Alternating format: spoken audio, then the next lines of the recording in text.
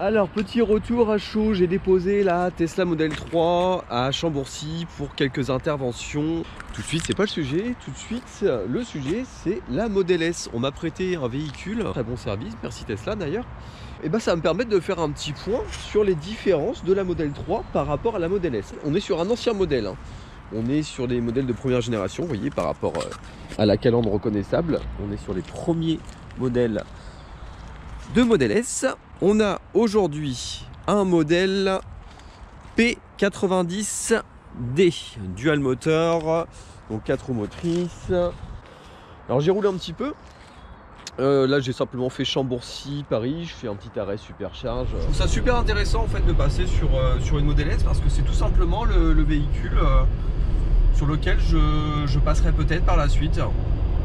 Elle a 88 000 km, finalement elle a 30 000 km de plus que la mienne. On a une voiture qui est un petit peu plus silencieuse. On a un peu moins de bruit aérodynamique. Alors on a quand même des bruits, hein.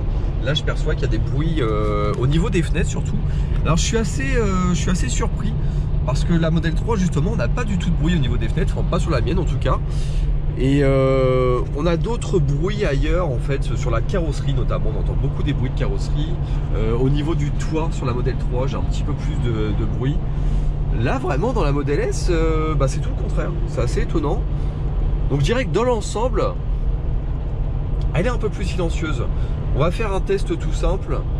J'ai filmé justement tout à l'heure dans la Model 3 sous le rétroviseur. J'ai placé la caméra à 130 km/h. Et aujourd'hui on a très peu de vent, hein, donc ça va permettre d'avoir une bonne référence. Et on va voir au niveau du bruit général si on a un peu plus de bruit sur la Model S ou la Model 3. On va voir ce que ça donne avec la caméra. Je fais le test tout de suite. On va passer à 130 km/h.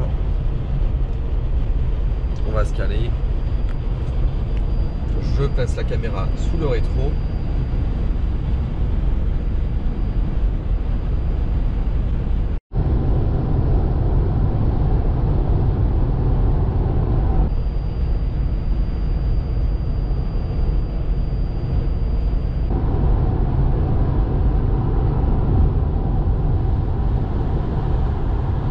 Bon, en tout cas, je trouve que dans l'ensemble, voiture assez confortable. Je dirais que la voiture a pas trop mal vieilli, en sachant que c'est une voiture de prêt, hein.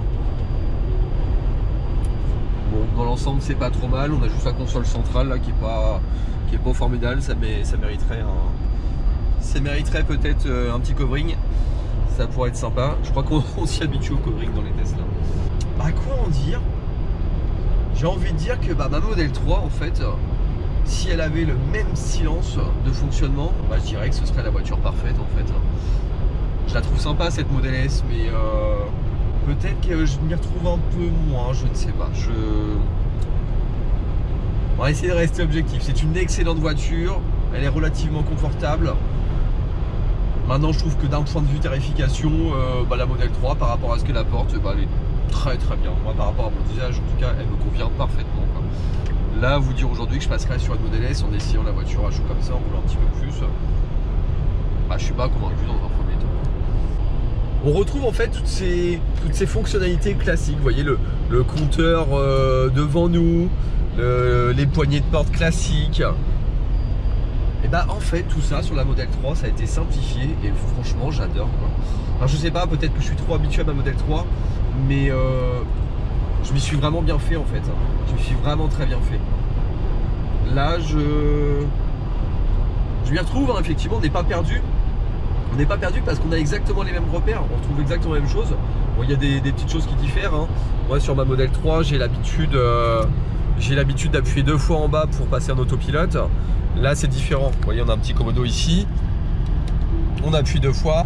Et au final je trouve que la simplification de la Model 3 elle passe super bien. On s'aperçoit en fait avec la Model 3 qu'il n'y a pas de superflu et qu'on n'a pas besoin de superflu.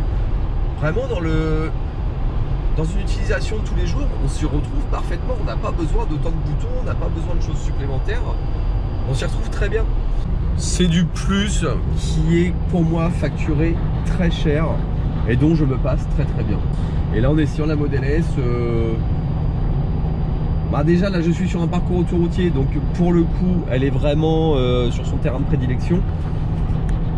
Maintenant, si je devais, à mon avis, circuler en ville avec toutes les contraintes que ça impose, les parkings souterrains qui sont un petit peu trop serrés parfois, les passages hein, dans les ruelles étroites, là je pense que tout de suite je vais baisser contre la Model S.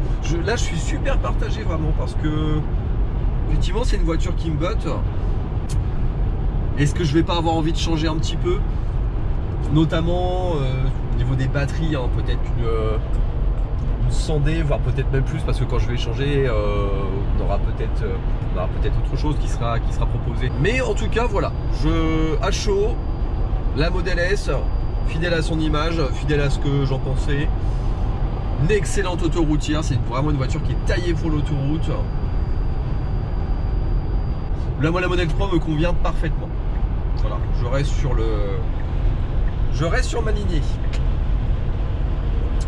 Donc voilà pour le petit point sur la Model S. Je vous ferai un petit tour du propriétaire tout à l'heure, même si vous connaissez plus ou moins, mais bon, c'est toujours rigolo de comparer un petit peu les points, quoi. Alors mes premières impressions, voiture confortable, alors pas forcément plus confortable qu'une Model 3, parce que la Model 3 est somme toute super confortable, un peu plus silencieuse. C'est vrai qu'au niveau des bruits aérodynamiques, je trouve toujours qu'on a un peu moins de bruit dans la Model S, on la sent un peu plus feutrée.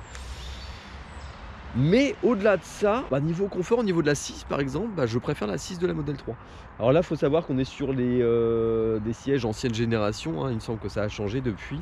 On a eu des améliorations. Voilà, en termes de confort, moi je ne suis toujours pas déçu de la Model 3, j'en suis même complètement enchanté. Tout comme les clients d'ailleurs, j'ai des super bons retours là-dessus. J'en suis vraiment très content. Au niveau de l'intérieur, on ne perd pas trop ses repères. Bon, après, il y a des petites choses qui diffèrent. On a notre compteur central ici qui apporte un petit peu plus d'indications. Alors personnellement, moi je trouve que c'est pas forcément indispensable, hein.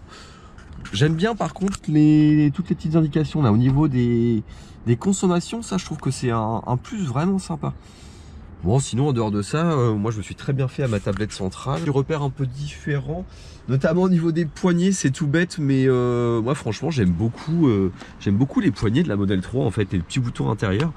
Je trouve ça super pratique. Là on a les poignées à l'ancienne. Bon, je trouve que ça dénote un peu finalement avec l'esprit futuriste que Tesla met en avant maintenant. Bon, il y en a qui apprécieront, d'autres qui préféreront comme moi la nouveauté. Moi je trouve que les nouvelles poignées vont très bien. Par contre, effectivement, ça c'est un plus, hein, les poignées qui ressortent. Moi, notamment dans ma profession, en tant que taxi, les poignées de la Model 3 sur lesquelles il faut appuyer en permanence, c'est pas du tout instinctif pour les clients. Donc ça, je trouve que c'est un véritable plus sur la Model S. Moi, vous avez des vraies poignées. Les clients s'y reconnaissent, il n'y a pas de souci de ce côté-là. Sinon, là, juste avant, je faisais un petit test, je regardais justement au niveau des places arrière. Finalement je m'aperçois que la Model 3 elle n'est pas ridicule du tout. Quand vous montez à l'arrière d'une Model S, là voilà, donc le siège est réglé à ma taille, je fais 1m75. Et en fait, je trouve qu'on a quasiment la même chose que dans la Model 3. Il n'y a pas beaucoup de différence, hein. Je vais faire un test justement, je vais vous montrer un petit peu par rapport à la Model 3. Mais je trouve que vraiment, en termes d'assises, on est vraiment proche de la Model 3. Je trouve qu'il n'y a pas énormément de différence. En termes de hauteur, c'est pareil, hein, c'est assez kiff-kiff. Le passage ici, il est à peu près pareil dans la Model 3. Le passage des jambes, juste ici, quand on sort, là, j'ai déjà fait plusieurs fois le test dans la Model 3. Je vais vous faire le test en comparaison. Je suis obligé de bien lever ma jambe, passer ici, faire attention à la porte. Là, je plie ma jambe exactement de la même manière que dans la Model 3, hein. Je trouve qu'on n'a pas beaucoup plus d'espace. Donc je suis même assez surpris en termes d'espace intérieur qu'on n'y gagne pas tant que ça. Là on y gagne, c'est au niveau de la largeur de la banquette. Ça c'est indéniable. La troisième place là au milieu, on a une vraie place, hein. Si je vous mets là, en termes de ceinture, ma ceinture qui est là, ma ceinture qui est ici. Je suis bien dans ma place du milieu. Il reste de la place à côté. Ouais, là vraiment par rapport à la Model 3, on a beaucoup plus de largeur. Ça c'est l'avantage de la Model S. La voiture est plus large, donc c'est normal, hein. Forcément on y gagne de ce côté-là. Mais ouais, par contre au niveau de l'assise, là le siège doit être bien avancé là-devant, je pense. Il est beaucoup plus avancé que mon siège conducteur. Bon, au niveau de l'assise, on a peut-être un tout petit peu plus de place que dans la Model 3, mais vraiment c'est pas flagrant non plus. La banquette arrière, Ouais, bah je dirais qu'on est kiff-kiff. En termes de confort, la banquette arrière, elle est assez kiff-kiff avec la modèle 3. Alors ça, encore une fois, peut-être que ça a changé sur les modèles S de dernière génération. Et je trouve que, ouais, surtout la place du milieu. La place du milieu, elle est beaucoup plus confortable que celle de la modèle 3. Ça, c'est clair. Donc pour 3 personnes à l'arrière, c'est sûr que la modèle S, elle est beaucoup mieux taillée. La modèle 3 est plutôt taillée pour 2 personnes à l'arrière. Mais par contre, pour les 2 personnes qui voyageront, en termes de confort, je pense qu'on est à peu près sur des équivalents. Donc voilà. De ce côté, au niveau des places avant, bah c'est pareil. En fait, je trouve qu'en fait, au niveau, en termes d'espace, on a peut-être un petit peu plus de largeur au coude par rapport aux passagers. On a un peu plus de distance. On est peut-être un petit peu plus à l'aise de ce côté-là, mais ça se joue à peu de choses. Hein. Il n'y a pas énormément de différence. Au niveau de la hauteur, alors là je suis assez surpris, je la trouve super basse, je me demande même si elle n'est pas plus basse. Alors est-ce que mon siège il est au plus bas? Bon, il est loin d'être au plus bas. Je vais essayer de descendre un peu plus. Ouais, je trouve que là niveau hauteur, je me demande même s'il n'y a pas plus de place dans la modèle 3. Je me sens un petit peu plus engoncé au niveau du toit. Légèrement, très légèrement. Le gros plus, c'est au niveau du capot avant, forcément il me semble, ça j'ai déjà vu. C'est clair que par rapport à la modèle 3, je pense qu'on gagne beaucoup de place au niveau du capot avant. Ouais, effectivement, il y a beaucoup plus de profondeur. Hein. Pas photo de ce côté-là. Beaucoup plus de profondeur ici. Alors, le gros avantage indéniable de la modèle S, ça c'est clair, c'est d'une part son haillon. On n'est pas sur une malle arrière, donc il n'y a pas de problème au niveau du chargement. Et la place dans le coffre, c'est clair et net. On a une place monumentale. Là, c'est un break. Hein. C'est carrément un break. Je vois par rapport à ma Skoda superbe. On est sur les mêmes tailles. Je me demande même si le coffre de la modèle c'est pas plus grand, quoi. Et donc avec son chargement, c'est quand même un gros plus. On a encore de la place ici, là-dessous. On a encore des gros rangements sur les côtés. On a vraiment énormément de place. Voilà pour le petit tour de la modèle S. En termes de performance, je vous donne un petit peu mes retours. Là, on est sur un modèle P90D. Je ne sais pas ce que ça donne exactement niveau puissance. Je suis pas spécialiste modèle S. Hein. J'essaie de m'y intéresser le plus possible parce qu'elle pourrait être mon prochain véhicule. Effectivement, ça envoie un petit peu plus fort que ma modèle 3. Hein. J'ai pas voulu exagérer non plus, je fais très attention, c'est un véhicule de prêt, j'en prends le plus grand soin. Une chose que j'apprécie énormément au niveau de la finition, c'est ça, c'est cette Alcantara là qui court tout le long du tableau de bord. Plus du cuir là, en plus.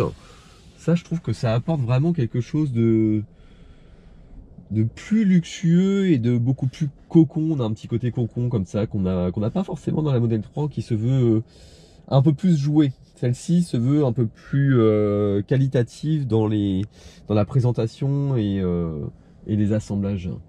C'est assez différent. On a un toit ouvrant ici, là, ça aussi c'est assez appréciable. Voilà pour le petit tour. Maintenant, vous dire que je préfère largement la modèle S, que effectivement c'est une voiture qui est beaucoup plus chère, qui est d'un seul coup, ça se ressent vraiment, que j'ai un véritable plus. Bah non, pas vraiment. En fait, moi j'aime vraiment beaucoup ma modèle 3. J'y suis très attaché. Je suis très bien avec et je me sens bien avec la Tesla Model 3. Je me sens bien aussi avec cette Model S, mais on sent clairement que c'est une autoroutière et je pense qu'en ville, je vais pas du tout l'appréhender de la même manière. À voir par la suite. Il y a beaucoup de choses que j'aime sur cette Model S. Maintenant, est-ce que la différence de prix en vaut la chandelle? C'est la grande question. C'est vraiment une très grande question que je vais me poser lorsque je vais arriver au changement de ma Model 3. Ça va être très compliqué ça. Voilà pour mon petit retour à chaud. Et bim, on a changé de véhicule. Allez, on passe à la comparaison de la Model 3 face à la Model S. On va voir un petit peu au niveau de l'intérieur déjà ce que ça donne dans le véhicule. Alors concrètement, c'est bien ce que je pensais. Hein. Au niveau de la hauteur, on a plus de passages. On est quand même moins engoncé dans la Model 3. Le toit est un tout petit peu plus haut. Il n'y a pas grand chose en différence. Hein, mais là, clairement, je vois qu'au niveau de la retombée ici, ça retombe beaucoup plus brutalement dans la Model S. Là, vraiment, on a un peu plus de passages. On se sent beaucoup moins engoncé. Et j'ai même l'impression au niveau du pare-brise que le pare-brise est peut-être moins incliné, peut-être, je sais pas. Il y a une sensation assez différente dans la Model 3. Donc voilà ce que ça donne un peu au niveau du passage avant. Là vous voyez, je descends, j'ai peut-être moins besoin de me baisser la tête que dans la Model S. On va passer ensuite aux places arrière. Alors, clairement, effectivement, on voit qu'on a peut-être un peu moins d'espace aux jambes. C'est pas énorme, ça reste suffisant. On fait l'essai. Donc là, concrètement, j'ai encore de la place. Peut-être un peu moins que dans la Model S. Mon siège est en position confort. On va le repasser en position normale. Parce que lorsque l'on sort de la voiture, le siège se recule pour laisser plus d'accès à la sortie. Là, je suis sur la position de conduite habituelle. Et voilà, clairement, on constate que non, bah, effectivement, j'ai à peu près la même place en termes de place au niveau des genoux. Il y en a peut-être un peu plus dans la Model S, mais c'est pas énorme. Hein. La garde au toit, c'est pareil, on a la même chose. Hein. J'avais déjà fait le comparatif, mais on voit que bah, finalement, c'est la même chose. Par contre, effectivement, au niveau de la banquette arrière, la place du milieu, clairement, on voit qu'elle est plus petite. Hein. Il n'y a pas photo. Là, c'est plutôt une place d'enfant. On peut difficilement caser un adulte. Alors, je me mets au milieu pour comparer un peu. On avait vu dans la Model S que la ceinture, à ce niveau-là, j'avais beaucoup plus de place. Hein. Ici, là, j'ai ma ceinture. De ce côté-là, je suis limite obligé de me redécaler un petit peu pour aller chercher le point d'ancrage. Clairement, c'est un peu limite pour un adulte. Bon, ça peut servir en dépannage. Ah oui, en plus, j'étais même pas sur la bonne ceinture. Voilà. Bon, clairement, moi, je suis pas très épais, donc ça va. Mais alors, faut vraiment pas être costaud. Hein. Là, à l'arrière, c'est 3 personnes qui ont fait un gros régime avant. Clairement, on peut le prendre comme ça. Hein. Donc voilà. Donc effectivement, la place du milieu, bon, en termes de confort, par contre, elle est pas si mal que ça. Dans mes souvenirs, j'avais l'impression qu'elle était moins confortable. Au final, ça va.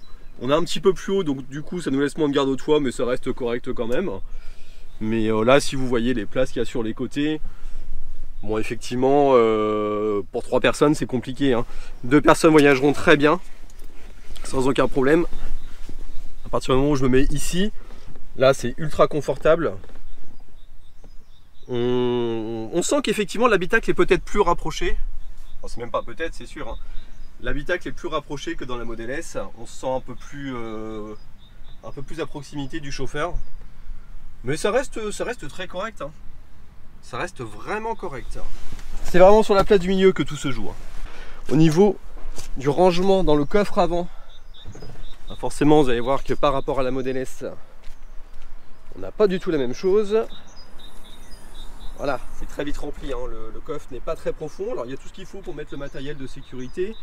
Moi je mets mes câbles, mon compresseur qui est ici, mes parapluies, une collection de parapluies. Voilà en gros ce que l'on peut mettre dans le coffre avant. Mais clairement vous voyez que niveau profondeur, c'est pas du tout la même chose. On peut en stocker beaucoup plus dans la Model S. Au niveau du coffre arrière, c'est pareil. On a un coffre qui est tout à fait correct. Hein. Je vous ai déjà démontré qu'on pouvait rentrer un fauteuil roulant sans aucun problème. Mais niveau place, on a des petits rangements là sur les côtés pour ranger son petit bazar. Moi, c'est mon petit bazar de nettoyage. On a une grande trappe ici qui nous permet de mettre tout un tas de choses. Là, ici, c'est hyper profond. Ça, c'est vraiment très pratique. La petite box ici. Donc voilà, clairement, ce qu'il en est au niveau de l'espace intérieur. Très suffisant pour 4 personnes. 5 personnes, ça commence à être un petit peu juste. 5 adultes, ça peut être un peu plus compliqué. Voilà ce que ça nous donne là. Qu'est-ce qu'on peut en conclure? Réaction à froid. Il s'est passé plus d'1 mois hein, depuis que j'ai récupéré la Model 3. Tout simplement que la Model 3 me satisfait complètement, ça vous l'aurez bien compris. C'est une voiture avec laquelle je me fais vraiment plaisir. C'est une voiture avec laquelle je fais des économies. C'est une voiture qui correspond parfaitement à mes besoins. Elle se faufile partout, elle est très pratique, elle ne consomme pas trop en électricité. On a vraiment tout un tas d'avantages sur cette voiture. D'ailleurs, plus d'avantages de ce côté-là par rapport à la Model S. On a une voiture qui est beaucoup plus polyvalente, je dirais, je trouve. Mis à part si on a besoin de place dans son véhicule. Alors concrètement, qu'est-ce qu'il faut en conclure?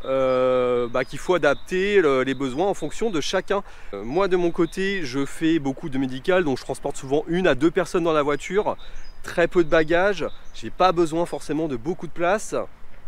Il peut m'arriver de temps à autre de transporter plusieurs personnes, mais c'est très rare. Donc aujourd'hui, ce véhicule correspond complètement à mes besoins. Effectivement, je trouve que niveau plaisir, je m'y retrouve beaucoup plus avec ce véhicule. Elle a beau faire environ 300 chevaux, la Model S elle a beau faire 540 chevaux, clairement ça on ne l'utilise pas tous les jours, c'est pas forcément quelque chose d'ultra utile. Ce qui vraiment nous importe, c'est que la voiture soit agile, polyvalente, qu'elle passe partout, qu'elle fasse le boulot quoi, tout simplement.